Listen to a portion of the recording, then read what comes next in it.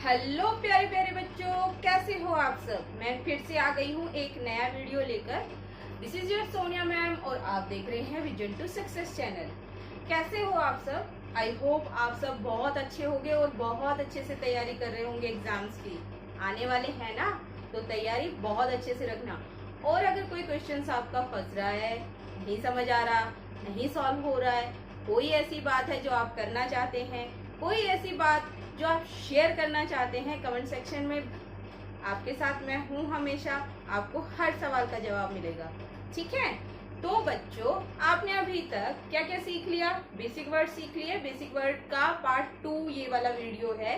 इसमें आप सब्जेक्ट से रिलेटेड सारी वर्ड सीखेंगे, जिसमें कि आपको सब्जेक्ट जैसे सब्जेक्ट के लिए जो जो वर्ड्स यूज होते हैं उन वर्ड्स के मीनिंग आप सीख लेंगे यहाँ पर।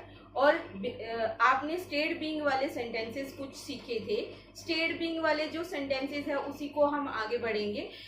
स्टेट बीइंग वाले जो सेंटेंसेस होते हैं ना बच्चों, उसमें जो है वर्ब यूज नहीं होती, ये मैं आपको पहले से ही बता चुकी हूँ। जितने भी मैंने आज एग्जाम्पल्स लिखे हैं, इनमें एक में भी मैंने वर्ब का यूज नहीं किया है। और अब हम इसको सीखते हैं, ठीक है।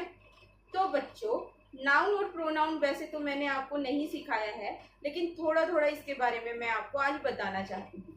पार्ट ऑफ स्पीच का ये पार्ट है। और नाउन और प्रोनाउन का यूज हमें इंग्लिश में बहुत इम्पोर्टेंट है। हम एक एक करके एक एक सब्जेक्ट को उठाएंगे और एक एक सेक्शन को पढ़ेंगे।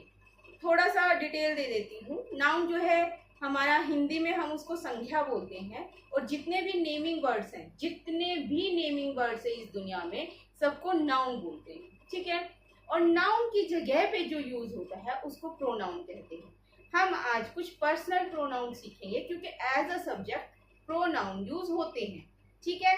पर्सनल प्रोनाउन में आप सीखेंगे I, we, you, they, he, she, it. Okay, इन सब का मीनिंग बता देती हूँ मैं। आई का मतलब मैं होता है। ही और शी का मतलब वह होता है। ही बॉय के लिए यूज होता है, शी लड़की के लिए यूज होता है। और इट का मतलब भी वह होता है, नॉन लिविंग और एनिमल्स के लिए यूज होता है। वी का मतलब हम होता है। दे का मतलब वे होता है। और आई का मतलब मैं होता है। यू का मतलब तुम होता है। इन सब के साथ जो हेल्पिंग वर्ब यूज होती है, कल मैंने आपको सिखा दी थी। हेल्पिंग वर्ब और ऑक्सिलरी वर्ब, कभी कभी उसको ऑक्सिलरी वर्ब भी बोल दिया जाता है। प्रेजेंट टेंस में आई के साथ एम यूज होता है। तो पहला सेंटेंस है I am here. I am here. I am here का मतलब होता है मैं यहाँ हूँ, ठीक है। I was there. Past tense में आई के साथ वॉज का यूज होता है और उसका मतलब है मैं वहां था। हियर का मतलब यहाँ, देयर का मतलब वहां, ठीक है। आई विल बी देयर, मैं वहां होऊंगा। फ्यूचर टेंस में विल बी का यूज होता है आई के साथ। You are smart. Present tense में यू के साथ आर का यूज होता है और यू आर स्मार्ट, इसका मतलब है तुम अच्छे हो, स्मार्ट हो, ठीक है। यू वर इल, तुम बीमार थे। यू के साथ पास्ट टेंस में वर का यूज होता है। यू वर इल, तुम बीमार थे।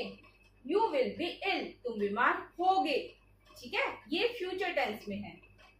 They are sad. They are sad मतलब वो दुखी थे। They are sad. They were here, वो यहाँ थे। दे वर हियर। दे के साथ पास्ट टेंस में वर का यूज होता है। यू विल बी इल, तुम बीमार होंगे। दे विल बी हियर, वो यहाँ होंगे। दे विल बी हियर, वो यहाँ होंगे। ही इज नॉट हियर, वो यहाँ नहीं है, वह यहाँ नहीं है। ही वॉज गुड, वह अच्छा है।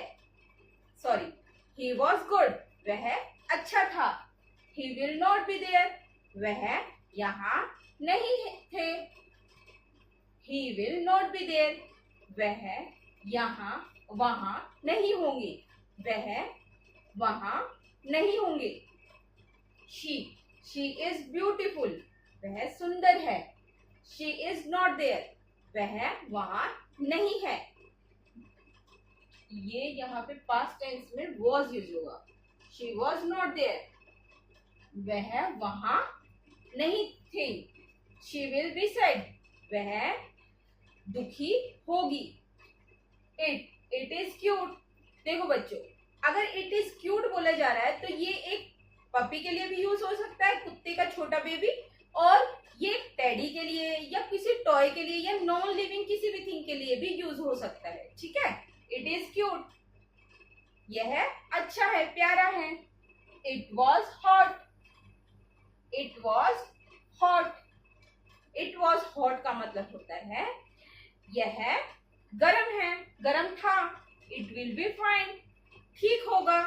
It will be fine. It को एज अ डमी सब्जेक्ट भी यूज करते हैं, वो मैं आने वाले वीडियोस में आपको बताऊंगी। देयर और इट का यूज कैसे किया जाता है। कुछ कुछ आप इसको स्टेट पोजीशन वाले उसमें भी सीखोगे। स्टेट पोजीशन वाली जो मैं वीडियो बनाऊंगी उसमें भी देयर और इट का dummy as a dummy subject कैसे यूज करते हैं वो मैं आपको बताऊंगी। ठीक है, इट विल बी फाइन, ये ठीक होगा। ठीक है, तो यहाँ पर वाज, यहाँ पे वॉज लगेगा, वो आप ठीक कर लेना। ठीक है, हाँ जी बच्चों, आपने अभी तक सब्जेक्ट सीख लिए। सब्जेक्ट आपको कौन कौन से होते हैं ये पता चल गया। तो चलो अब आगे बढ़ते हैं। उन्हीं सब्जेक्ट को एज अ ऑब्जेक्ट अगर हम यूज करेंगे तो उसको क्या बना देंगे वो पढ़ेंगे। अच्छा, अभी तक आपने सीख लिया कि सब्जेक्ट कौन कौन से होते हैं, लेकिन आपको पता कैसे चलेगा कि कौन सा सब्जेक्ट है? तो इसका जवाब है कौन।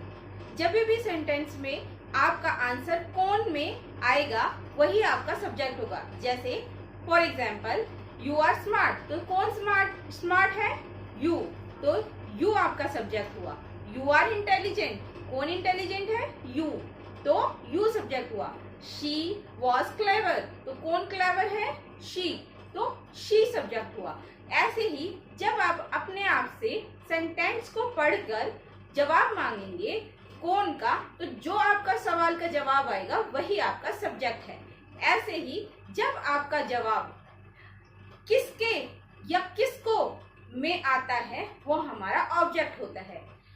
हमें ऑब्जेक्ट भी सीखने हैं। जो हमने सब्जेक्ट सीखे हैं उसको एज अ ऑब्जेक्ट हम यूज करेंगे तो क्या हम यूज करेंगे वो आता है। आई को हम मी यूज करते हैं, वी को हम अस यूज करते हैं, ही को हम हिज यूज करते हैं, शी को हम हर यूज करते हैं, इट को इट ही यूज करते हैं, यू को यू ही यूज करते हैं, दे को देम यूज करते हैं, और वी मैंने आपको बता दिया अस यूज करते हैं। उसके कुछ एग्जाम्पल देख लेते हैं। एग्जाम्पल इस बार मैंने स्टेट बिन वाले नहीं लिए हैं, तो आप कंफ्यूज मत होइएगा, आप धीरे धीरे सारी चीजें सीख जाएंगे। ठीक है, तो बच्चों जब हम आई को एज अ ऑब्जेक्ट यूज करते हैं, ऑब्जेक्ट यानी जिसके ऊपर काम किया गया है, तो हम आई को मी बना देते हैं। जैसे पहला सेंटेंस है, ही हिट मी, किसने मारा? कौन मार रहा है? ही सब्जेक्ट है। किसको मारा गया? मी, मुझे मारा गया, तो मैं क्या हुई? ऑब्जेक्ट हुई। ही हिट मी, तो ऑब्जेक्ट के रूप में हम कभी भी आई यूज नहीं करते, मी यूज करते हैं। आई कहीं कहीं यूज होता है एडवांस इंग्लिश में, वो हम जब एडवांस लेवल पे इंग्लिश सीखेंगे तब मैं आपको बताऊंगी। फिलहाल बेसिक इंग्लिश में आप यही सीखिए कि आई को me as a subject object use करते हैं। ठीक है, तो अगला सेंटेंस है, she will call us, she will call us, वो हमें कॉल करेगी। तो किसको कॉल करेगी? हमें, तो हमको एज अ ऑब्जेक्ट हम अस देखेंगे। क्या देखेंगे? अस। शी विल कॉल अस, और किसने कॉल किया? कौन कॉल करने वाला कौन है? शी, तो शी हो गया subject. Okay, we, sorry we का सब्जेक्ट वी का था ये अस। अस को हमें एज अ ऑब्जेक्ट यूज करेंगे। वी को अगर हम एज अ ऑब्जेक्ट यूज करेंगे तो अस आएगा। तो शी इसमें सब्जेक्ट है और अस इसमें ऑब्जेक्ट है।